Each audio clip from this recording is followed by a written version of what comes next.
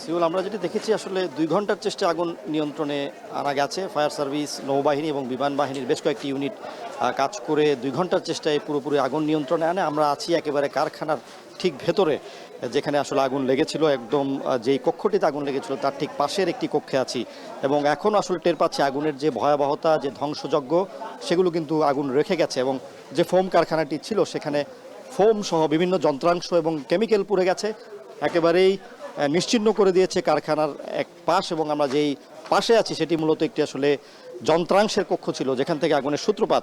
নিচতলায় এই কক্ষ থেকে আগুনের সূত্রপাত হয়েছিল এবং যারা কারখানার কর্মকর্তা আছেন তারা বলছেন যে আসলে আগুনের সূত্রপাত সম্পর্কে তারা এখনো নিশ্চিত হতে পারেনি। তবে আজকে শুক্রবার হলেও সামনে একটি অর্ডার থাকায় কারখানাটিতে আজকে কাজ চলছিল এবং প্রায় ৬০ জনের মতো শ্রমিক কিন্তু এখানে কাজ করছিল। এই শ্রমিকেরা আসলে যখনই আগুন লাগার খবর পান তারা কিন্তু দুপুরের খাবার খেয়ে মাত্র নিচে নামেন এবং নিচে নামার পরপরই তারা আগুনটি দেখতে পান।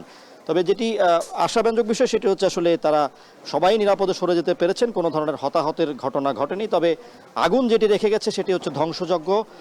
আগুনের যেই কয়লা বা আগুনের যে ধোঁয়া সেগুলো কিন্তু আমরা এখন দেখছি এবং আগুনের ভয়াবহতা আসলে কতটুকু সেটি একটু দেখানোর জন্য আমরা যেই কক্ষটি থেকে মূলত আগুন লেগেছিল সেই কক্ষটি একটু দেখানোর চেষ্টা করছি। আসলে এই কক্ষটিতে বিভিন্ন ধরনের যন্ত্রাংশ ছিল এবং এখানে আসলে বড় ধরনের একটি উৎপাদন হতো বলে জানিয়েছে যারা কারখানার মালিক আছেন।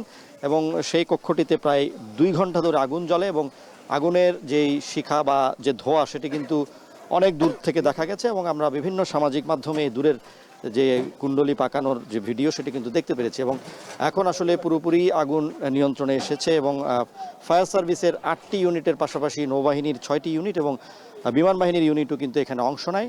এবং এই কারখানাটি মূলত যারা মালিক আছেন বা কর্মকর্তা আছেন তারা বলছেন যে এটি পুরোপুরি একটি রপ্তানি ভিত্তিক কারখানা, যেখান থেকে বিভিন্ন আন্তর্জাতিক জুতা কোম্পানির জন্য উন্নত মানের ফোম তৈরি করা হয় এবং দেশের যে ফোমগুলো বিভিন্ন বিদেশে যে বিভিন্ন নামি দামি ব্র্যান্ডের জুতার কোম্পানিগুলোতে যায় তার ৮০% ফোম কিন্তু এখান থেকে তৈরি হয় এবং অত্যন্ত উন্নত মানের ফোম তৈরি করা হয় এবং দিনে কিন্তু প্রায় ১২,০০০ কেজি ফোম কিন্তু এখান থেকে উৎপাদিত হতো এবং বিভিন্ন ধরনের অন্তত ১০ রকম ফোন এই কারখানা শ্রমিকেরা উৎপাদন করে থাকে। তবে এখন যেহেতু এখানে ক্ষয়ক্ষতি হয়েছে, এখানে উৎপাদনে যেতে কিছুটা সময় লাগবে এবং তাৎক্ষণিকভাবে ফায়ার সার্ভিস বা যারা কর্মকর্তা আছেন তারা ক্ষয়ক্ষতির পরিমাণ সম্পর্কে আমাদের জানাতে পারেননি। পাশাপাশি কিভাবে আগুনের সূত্রপাত ঘটলো সে বিষয়টি এখন আসলে নিশ্চিত হওয়া যায়নি।